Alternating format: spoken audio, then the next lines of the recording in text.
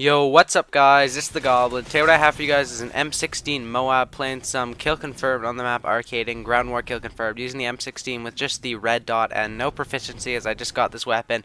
So basically what happened is today Infinity Ward released a patch, and basically I heard people talking about it on Twitter all about this patch, so I went up and looked up the patch notes and found out which guns the patch was on and tried to test them out, and the M16 is one of the guns. So basically what I'm going to be talking about in this gameplay commentary is basically what each patch done it has done to each weapon, and you know, I've played with most of the weapons, so I can give you guys my opinions on how the patches actually affected them, because if you guys didn't know, you know, the in-game stats can be off sometimes in Call of Duty games.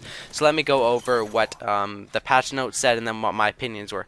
So the FAD has an increased damage and range, and you know, the damage was definitely noticeable, the increased damage. Obviously I didn't play too many games, probably 1 or 2 games with each of these weapons, so I didn't really notice the increase in the range, but the increase in the damage makes the FAD definitely a top tier assault rifle, and one that is easily usable compared to like an AK-47 or even an M4A1 or something like that.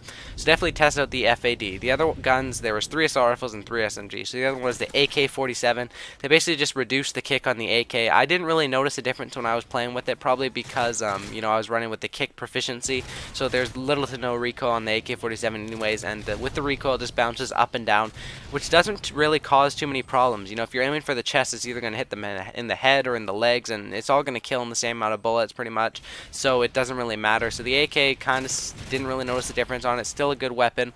The next one was the M16, which I'm using here, and they increased the damage and the fire rate, and this is extremely noticeable. I don't know if you guys can notice it in this gameplay because I did not have the rapid fire, but when you get the rapid fire, I definitely recommend using rapid fire and red dot on the M16, and this gun can drop enemies so quickly, it's amazing. And definitely check this out. It's a top tier rifle like the M14 and the Type 95 are now, and you know, I had lots of fun using this weapon and was able to pick up the MOAB my first game testing it out with the new patch. So now for the SMGs, they buffed the UMP, which I was extremely surprised. They increased the damage on the UMP, which makes the UMP a very good weapon in this game. You know, if you guys didn't already know, the UMP was already a really sick gun. You know, I have tons of good gun streaks with it, tons of double MOABs, and now that they patched it, increasing the damage, it just makes it even better, and I definitely recommend using the UMP if you guys weren't a big fan of it before the patch.